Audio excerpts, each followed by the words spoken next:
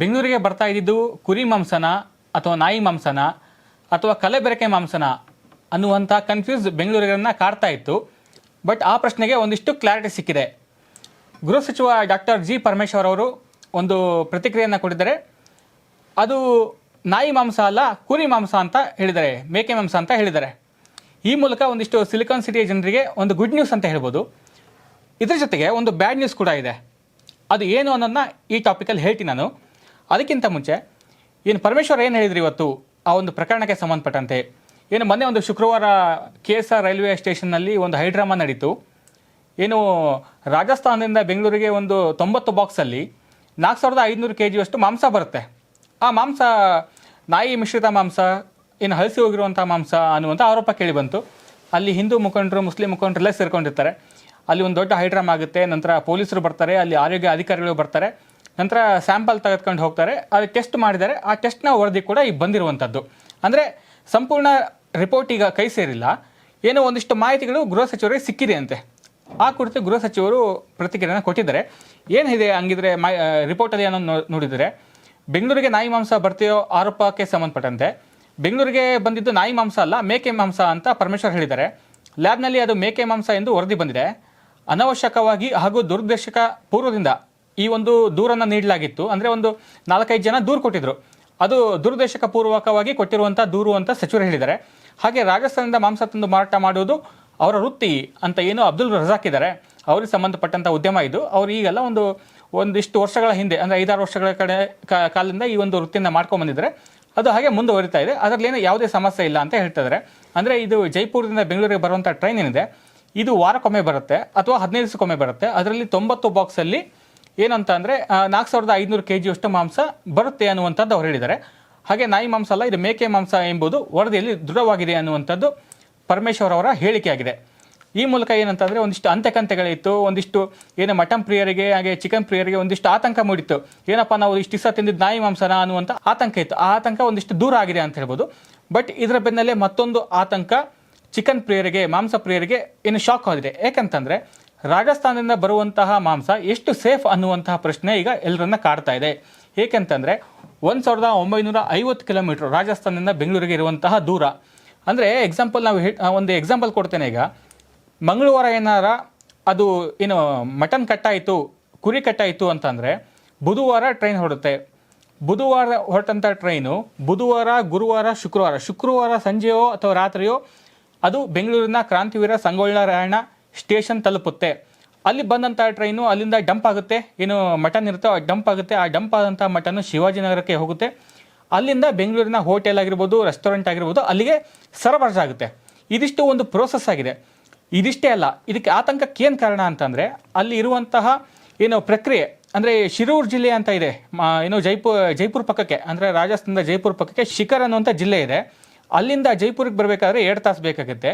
Jaipur railway ಸ್ಟೇಷನಿಂದ goods ರೈಲ್ನಲ್ಲಿ ಬೆಂಗಳೂರಿಗೆ ಬರುತ್ತೆ. ಅಂದರೆ 40ರಿಂದ 45 ತಾಸು ಬೇಕಾಗುತ್ತೆ.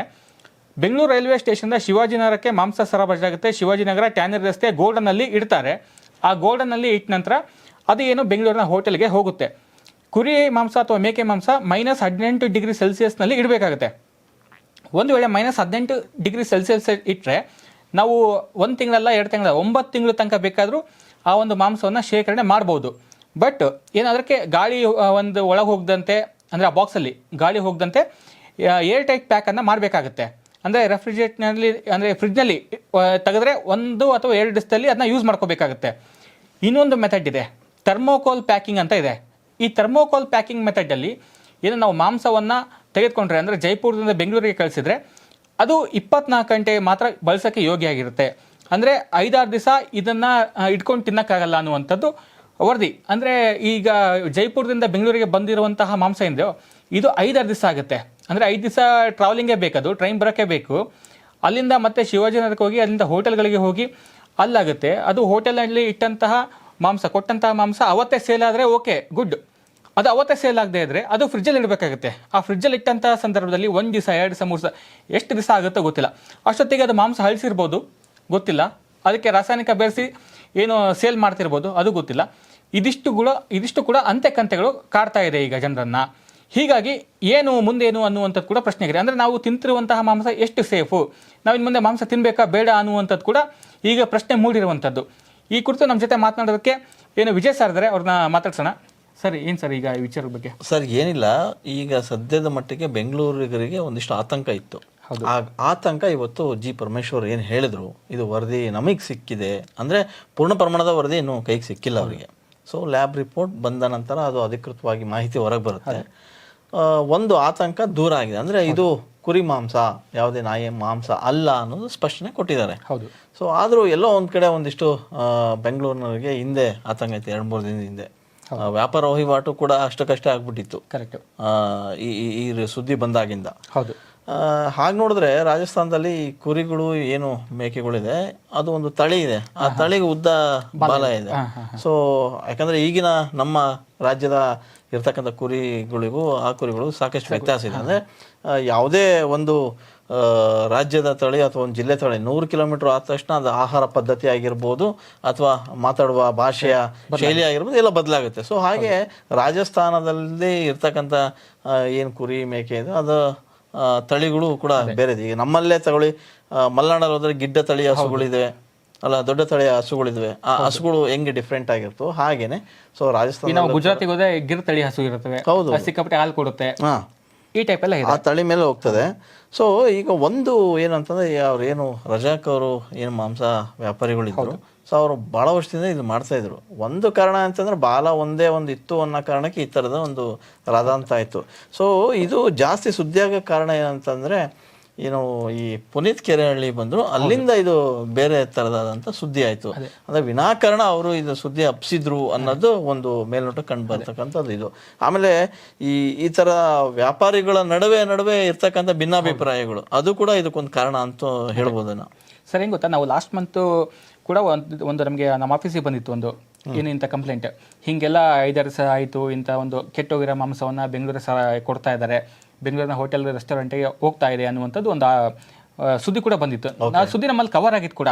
ಬಟ್ ಆ ಸುದ್ದಿ ಬೆನ್ನಲ್ಲೇ ಈ 1 ತಿಂಗಳ ನಂತರ ಇಂಥದ್ದೊಂದು ಘಟನೆ ನಡೆದಿದೆ, ಹೈಡ್ರಾಮ್ ಆಗಿದೆ. ಬಟ್ ಏನ್ ಗೊತ್ತಾ ಸರ್, ಇಲ್ಲಿ ನಾವು ರಾಜಸ್ಥಾನದ ಬಂದಿರುವಂತಹ ಟ್ರೈನ್ ನೋಡಿದ್ರೆ ಆ ಟ್ರೈನ್ ಇದ್ದಂತ ಬಾಕ್ಸ್ಗಳು ಏನಿತ್ತು ಮಾಂಸದ್ದು, ಅದು ಥರ್ಮಾಕೋಲ್ ಅಲ್ಲಿ ಇರುವಂತ ಬಾಕ್ಸ್ ಅದು. ಹೀಗಾಗಿ ಏನಂದ್ರೆ ಆ ಬಾಕ್ಸ್ ಅಲ್ಲಿ ಇದ್ದಂತಹ ಮಾಂಸವನ್ನ ಕಟ್ ಮಾಡಿ 24 ಗಂಟೆಯಲ್ಲಿ ಅದು ಕ್ಲಿಯರ್ ಮಾಡ್ಬೇಕಿತ್ತು, ಅಂದ್ರೆ ಡೆಲಿವರಿ ಆಗಬೇಕಿತ್ತು, ಯೂಸ್ ಮಾಡ್ಕೋಬೇಕಿತ್ತು. ಬಟ್ ಇಲ್ಲೇನಾಗಿದೆ ಅಂದ್ರೆ 5-6 ದಿವಸ ಆಗುತ್ತೆ ಸರ್, 5-6 ದಿವಸ 7-7 ದಿವಸನೂ ಆಗ್ಬೋದು ಕೆಲವೊಮ್ಮೆ. ಯಾಕಂದ್ರೆ ಜನರು ಹೋಟೆಲ್ ನಲ್ಲಿ ಅದು ಹೋಗ್ಬೇಕಲ್ಲ, ಮಾರಾಟ ಆಗ್ಬೇಕಲ್ಲ, ಅಲ್ಲಿ ತನಕ ವೇಟ್ ಮಾಡ್ಬೇಕಾಗುತ್ತೆ. ಖಂಡಿತ. ಯಾಕಂದ್ರೆ ನೀವು 550 ರೂಪಾಯಿ 600 ರೂಪಾಯಿ ಕೊಟ್ಟು ಮಾಂಸ ತಗೊಂಡ್ರೆ ಸೇಲ್ ಮಾಡ್ಲೇಬೇಕಲ್ಲ ಹೋಟ್ಲನ್ನು, ಅವ್ನು ಲಾಸ್ ಮಾಡಕ್ ಇರಲ್ಲ. ಹೀಗಾಗಿ ರಾಜಸ್ಥಾನದ ಮಾಂಸ ತಿನ್ನಕ್ಕೆ ಎಷ್ಟು ಸೇಫು ಅನ್ನುವಂಥದ್ದು ಪ್ರಶ್ನೆ ಸರ್ ಈಗ. ನಿಜ. ಯಾಕಂದ್ರೆ ಇವತ್ತು ಮನುಷ್ಯ ಆಹಾರ ಪದ್ಧತಿ ಬಹಳ ಮುಖ್ಯ ಈಗಿನ ಸಿಚುಯೇಷನ್ ಅಲ್ಲಿ. ಆಫ್ಟರ್ ಕೊರೋನಾ ಬಹಳ ಪ್ರಬುದ್ಧವಾಗಿದ್ದಾನೆ ಮನುಷ್ಯ ತಿನ್ನೋ ವಿಚಾರದಲ್ಲಿ. ಸೊ ಈಗ ನಾವು ಅದು ಯೋಗ್ಯತೆ ಇಲ್ಲ ಅಂತಂದ್ರೆ ಹೆಂಗೆ, ಹೌದು, ದೇಹದ ಮೇಲೆ ಸಾಕಷ್ಟು ಪರಿಣಾಮ ಬೀರುತ್ತೆ. ಈಗ ಗೊತ್ತಾಗಲ್ಲ, ಭಾಳ ಜನಗಳಿಗೆ ಗೊತ್ತಾಗಲ್ಲ. ಈಗ ಯಾವುದೋ ದೊಡ್ಡ ರೆಸ್ಟೋರೆಂಟ್ಗಳಿಗೆ ಹೋಗ್ತಾರೆ, ಒಂದು ಹೋಟ್ಲ್ಗಳಿಗೆ ಹೋಗ್ತಾರೆ, ಗೊತ್ತಿರಲ್ಲ ಅದು ಮಾಂಸ ಎಲ್ಲಿಂದ ಬರುತ್ತೆ ಏನು ಅಂತ. ಸೊ ಈ ಪ್ರಕರಣ ಬೆಳಕಿಗೆ ಬಂದಾಗ ಒಂದಿಷ್ಟು ನಿಜವಾಗ್ಲೂ ಅಧಿಕಾರಿಗಳು ಮುಖ್ಯವಾಗಿ ಎಚ್ಚೆತ್ತುಕೊಳ್ಬೇಕು. ಇಲ್ಲಿ ನೋಡಿ ಸರ್, ಯಾಕಂತಂದ್ರೆ ಇದು ಇವತ್ತು ನಿನ್ನೆಲ್ಲ ನಡೀತಿರೋದು, 12 ವರ್ಷಗಳು ನಡೀತಾರೆ. 12 ವರ್ಷಗಳು ನಡೆದಂತ ಘಟನೆ ಈಗ BMP ಆಫೀಸರ್ಸಿಗೆ ಗೊತ್ತೇ ಇರುತ್ತೆ, ಆರೋಗ್ಯ ಇಲಾಖೆಗೂ ಗೊತ್ತಿರುತ್ತೆ. ಬಟ್ ಇದೆಲ್ಲ ಗೊತ್ತಿದ್ರು ಕೂಡ ಅಧಿಕಾರಿಗಳು ಯಾಕೆ ಇಷ್ಟೊಂದು ಮೌನ ಅನ್ನುವಂಥದ್ದು ಕೂಡ ಪ್ರಶ್ನೆ ಆಗಿದೆ.